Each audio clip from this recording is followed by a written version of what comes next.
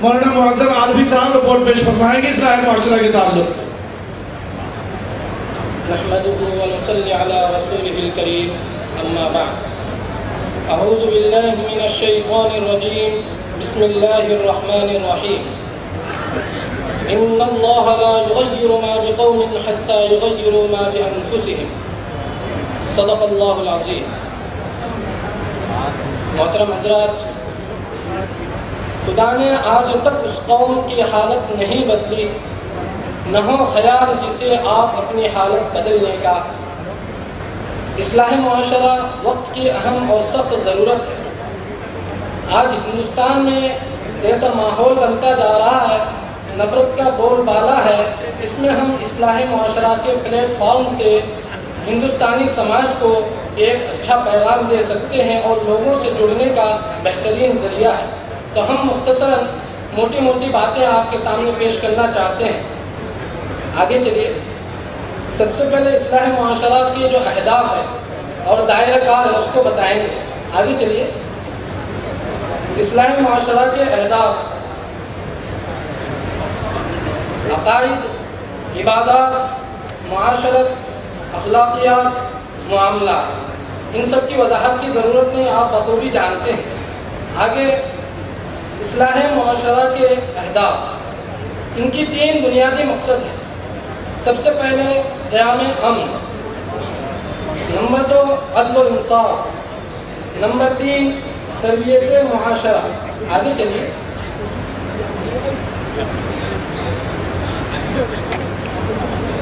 قیام امن قرآن کریم کی ایک آیت ہے، رب اجعل ھذا بلدا آمنا وارزق اہلہ، اے میرے رب اسے امن والا شہر بنا اور اس کے باشندوں کو طرح طرح کے پھلوں سے اور میووں سے نواز۔ اس دعا میں سب سے پہلے امن کا تذکرہ ہے، اس کے بعد معیشت اور رزق کی بات ہے۔ اس سے معلوم ہوا کہ معاشرے کو خوشحال بنانے کے لیے اس کو پرامن بنانا ناگزیر ہے۔ نمبر 2 عدل و انصاف، ان اللہ یأمر بالعدل والاحسان، بلا شبہ اللہ عدل اور بھلائی کا حکم دیتا ہے۔ معاشرے میں عدل و انصاف رواج پذیر ہو، غریب و امیر کے لیے یکساں قانون ہو، حقدار کو اس کا حق اور مجرم کو سزا ملے، ہر فیصلہ انصاف پر مبنی ہو۔ نمبر 3 تربیت معاشرہ، یا بنی اقم الصلاۃ وامر بالمعروف وانہی عن المنکر واصبر علی ما اصابک ان ذلک من عزم الامور۔ اے میرے بیٹے، نماز قائم کرو اور نیکی کرنے کا حکم دو اور برائی سے روکو، اور تمہیں جو کچھ تکلیف ہو اس پر صبر کرو، کیونکہ ایسا کرنا قوت ارادی کی مضبوطی ہے۔ اس میں بہت اہم پیغام ہے۔ تربیت معاشرہ کے لیے انداز تربیت کیا ہو، کس چیز کا حکم کریں، کس چیز سے روکیں، اور ایسا کرنے میں جو کوئی دقت یا پریشانی آئے تو اس کے لیے صبر اور استقلال کا دامن ہاتھ سے نہ چھوڑیں۔ ایک اہم اور بنیادی بات کی طرف آپ کو لے کر چلتے ہیں۔ معاشرتی نظام میں انسان کے کیا کیا حقوق ہیں؟ جو بنیادی حقوق ہیں ان کا تذکرہ ہے۔ حقوق العباد، ہمسایوں کے حقوق، رشتہ داروں کے حقوق، پڑوسیوں کے حقوق، ماں باپ کے حقوق، عورتوں کے حقوق، اساتذہ کے حقوق، ان چیزوں کی رعایت کرنے کی بہت زیادہ ضرورت ہے۔ اور سب سے اہم سوال جو معاشرے کے لیے وہ یہ ہے کہ بدلاؤ کیا ہے؟ جو میں نے آیت کریمہ تلاوت کی ہے، ان اللہ لا یغیر ما بقوم حتی یغیروا ما بانفسہم، خدا نے آج تک اس قوم کی حالت نہیں بدلی، نہ ہو خیال جس سے آپ اپنی حالت بدلنے کا۔ بدلاؤ سے کیا مراد ہے؟ بدلاؤ سے مراد زندگی کے صرف ایک شعبہ ہے یا زندگی کے تمام شعبے جات میں تبدیلی لانا ضروری ہے؟ تو دیکھیں، زندگی کے جو مختلف شعبے جات ہیں جیسے معاشیات، سیاسیات، تعلیم، فکر و نظر، تہذیب و ثقافت، طریقہ کار، طریقہ زندگی، ان تمام چیزوں میں تبدیلی لانے کی ضرورت ہے۔ اب ہم تبدیلی لانے کے لیے کیا کریں؟ معاشرتی بدلاؤ کے لیے کیا اقدامات کر سکتے ہیں؟ نمبر 1 جدید علوم و فنون کا حصول، تجارت، صنعت، حرفت کا فروغ، سیاست میں حصہ داری، طریقہ کار میں تبدیلی، اپنے آپ میں بدلاؤ۔ تعلیمات نبوی پر عمل۔ سب سے اہم پوائنٹ ہے مذہب اور معاشرت میں ہم آہنگی۔ جب تک ہم مذہب اور معاشرت میں ہم آہنگی پیدا نہیں کریں گے، ہم اس دنیا میں دوسرے سماج کے ساتھ اور بدلتی صورت کے ساتھ اور بدلتے موسم کے ساتھ زندگی گزار نہیں سکتے۔ اب ہم سماج میں سماجی برائیوں کا تذکرہ کرتے ہیں کہ ہمارے سماج میں کیا کیا برائیاں زور پکڑ رہی ہیں اور رائج ہیں۔ ناخواندگی، جہیز، ان کا تذکرہ تفصیل کے ساتھ آ رہی ہے۔ بگ فیٹ انڈین ویڈنگ، یعنی شادی کو زندگی کا سب سے بڑا جشن بنانے کی روایت، یہ ہندوستانی معاشرے میں بہت زور پکڑتا جا رہا ہے۔ نشہ خوری، بال مزدوری، کم عمر کے بچوں کو غربت کی وجہ سے یا ناسمجھی کی وجہ سے نادانستہ طور پر مزدوری میں لگایا جا رہا ہے، جو سماج کے لیے ایک زہر ہے۔ ذات پات کی تفریق، عورتوں کی حق تلفی، جو شرعاً عورتوں کے حق ہیں ان کو ادا کرنا، غیر شرعی رسومات، فضول خرچی، بد تہذیبی، بد اخلاقی، یہ ہمارے سماج کے لیے سبب قاتل ہے۔ اب ہم تعلیمی صورت کا جائزہ لیتے ہیں۔ مسلمانوں کی تعلیمی صورتحال ابھی کیا ہے؟ ہم نے یہاں جو ڈاٹا کوٹ کیا ہے وہ سینسس 11 2011 کا۔ مسلمانوں کی تعلیمی صورتحال ابھی 58% بچے ہی اسکول میں جاتے ہیں۔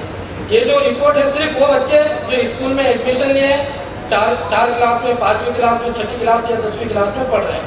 ہائر ایجوکیشن یا گریجویشن کی رپورٹ ہم آگے پیش کریں گے۔ 42% بچے الٹریٹ ہیں، غیر تعلیم یافتہ ہے۔ اب ہم ایک ڈیٹا پیش کر رہے ہیں، 2 کروڑ 10 لاکھ یہ ہائر سیکنڈری جو مسلم بچیاں ہیں ہائر ایجوکیشن لے رہی ہیں، ان کی تعداد صرف 6.16 ہے۔ صرف 6% ہماری بچیاں ہائر ایجوکیشن تعلیم لے رہی ہیں۔ اور آگے ہم شادی کے موقع پر دولت کا بیجا اسراف، اس کا تقابل کرتے ہیں۔ ہم نے مسلمان طبقے کو 4 حصوں میں بانٹا ہے۔ ایک عمرہ جو سب سے زیادہ مالدار طبقہ کہلاتا ہے، ایک اس سے نیچے جو اعلیٰ طبقہ کہلاتا ہے، ایک متوسط طبقہ اور ایک سب سے غریب طبقہ۔ جو عمرہ طبقہ ہے وہ اپنی شادیوں میں کم سے کم 1 کروڑ روپے خرچ کرتے ہیں۔ جو اعلیٰ طبقہ ہے وہ کم سے کم 50 لاکھ روپے اپنی شادیوں میں خرچ کرتے ہیں۔ جو متوسط طبقہ ہے ان کی شادیوں میں تقریباً 6 سے 10 لاکھ روپے خرچ ہوتا ہے، اور جو سب سے غریب طبقہ ہے وہ 2 سے 5 لاکھ روپے خرچ کرتے ہیں۔ تو کل 2 کروڑ 10 لاکھ بچیوں کی شادی میں اخراجات آئیں گے وہ 11,55,000 کروڑ روپے۔ یہ ڈاٹا ہوا ہے کہ وہ بچیاں جن کی عمر 20 سال سے لے کر 39 سال کی عمر ہو چکی ہے، جو شادی کے لائق ہیں، ان کی تعداد پیش کی جا رہی ہے۔ تو 11,55,000 کروڑ روپے صرف شادی میں ہم خرچ کرتے ہیں۔ اور تعلیم پر کیا کرتے ہیں؟ ان بچوں کی تعلیم پر 25,872 کروڑ روپے خرچ ہوتا ہے، اور شادی پر 11,55,000، تو تقریباً 44 گنا زیادہ خرچ ہوتا ہے شادی پر، اور تعلیم پر 44 گنا کم۔ تو بتائیں اس قوم کی جو حالت کیا ہو سکتی ہے۔ اور ایک معروف مفکر ہے رشید قدوائی صاحب، ان کا ایک تجزیہ پیش کر کے اپنی بات کو مختصر کرتا ہوں۔ متوسط طبقہ کی شادی میں تقریباً 8 لاکھ روپے خرچ ہوتا ہے۔ 15 لاکھ بچیوں کی شادی ہر سال ہوتی ہے، وہ 15 کروڑ میں 0.1% نکالتے ہیں اور بتاتے ہیں کہ 15 لاکھ بچیوں کی شادی ہر سال ہوتی ہے۔ ان شادیوں پر کل خرچ تقریباً 12,000 کروڑ روپے ہوتا ہے۔ اب بچوں کی تعلیم کا تخمینہ لگائیں تو 10,000 روپے سال فی طالب علم، 14 کلاسوں کی رقم 1,40,000 روپے ہوئے۔ کسی پروفیشنل کورس کے لیے 4 لاکھ روپے ایڈ کر دیں تو کل 5,40,000 روپے خرچ میں ایک طالب علم تیار ہوتا ہے۔ اب 12,000 کروڑ روپے کو 5,40,000 روپے سے تقسیم کرنے پر 2,22,222 روپے آتا ہے، یعنی ہر سال 2,22,000 سے زیادہ بچوں کی تعلیم و تربیت کا کام کیا جا سکتا ہے اگر ہم شادی کے اخراجات میں کمی کر لیں۔ اسی طرح مہنگی شادیوں کا نتیجہ کیا ہوگا؟ یہ سینسس انڈین ایکسپریس کی رپورٹ ہے تقریباً 33,70,000 مسلم لڑکیوں کی شادی ہی نہیں ہو پاتی ہے. 33,70,000 مسلم لڑکیوں کی شادی ہی نہیں ہو پاتی. اب آگے دیکھیں، مسلمانوں میں طلاق کی کثرت ایک لمحہ فکر ہے. تقریباً 3.25 لاکھ کے قریب طلاق اور خلا کے ذریعے رشتہ ٹوٹ چکا ہے. اس پر بھی غور کرنے کی ضرورت ہے. اب نکاح کا مشکل ہو جانا کتنا نقصان دہ ہے. شادیوں میں تاخیر کی وجہ سے اخلاقی خرابیاں اور جنسی بے-آرامی پیدا ہو رہی ہیں. شادیاں بہت سے گھرانوں کے لیے معاشی بوجھ بن رہی ہیں. ایسی شادیاں قرضوں اور خاص طور پر سودی قرضوں کا سبب ہوتی ہیں. نکاح کا مشکل ہو جانا کتنا نقصان دہ ہے. دیکھیے، ماں باپ اور لڑکیوں میں بھی ذہنی تناؤ اور نفسیاتی امراض کی نمو ہو رہی ہے اور خودکشیاں بھی ہونے لگی ہیں.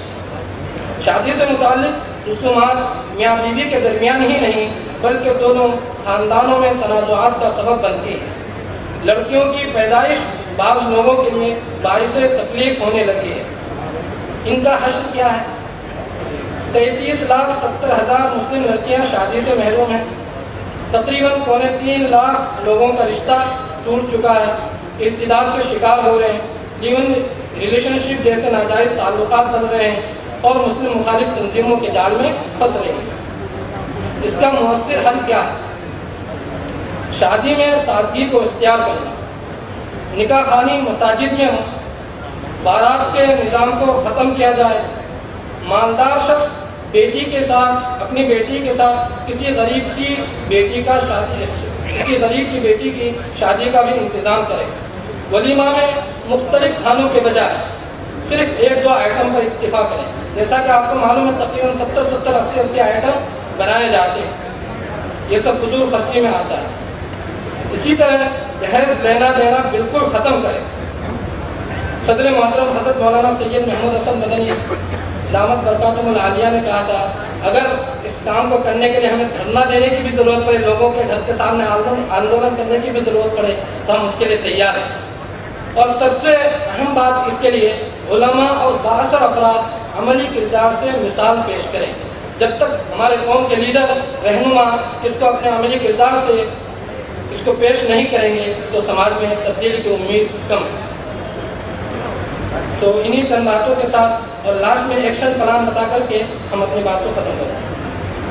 اسلامی معاشرہ کا ایکشن پلان یہ ہے: تعلیمی بیداری مہم، اسلامک اسکولوں کا قیام، آسان نکاح مہم، میگا سیلیبریشن کو ختم کرنا، تقسیم وراثت شرعاً، مثالی خواتین کی جماعت جسے ریفرنس گروپ کہتے ہیں، بااثر افراد کا عمل، اسی طرح سوشل میڈیا کا استعمال دینی بیداری کے لیے، ذات پات کے نظام کا خاتمہ، چھوٹے چھوٹے پیشوں اور صنعتوں کا فروغ، انسداد منکرات مہم، نوجوانوں کے خصوصی پروگراموں کا قیام، اصلاحی پروگرام، اصلاحی کمیٹیوں کا قیام، اصلاحی لیٹریچرز وغیرہ کی اشاعت. اسی چند گزارشات کے ساتھ میں رخصت ہوتا ہوں. السلام.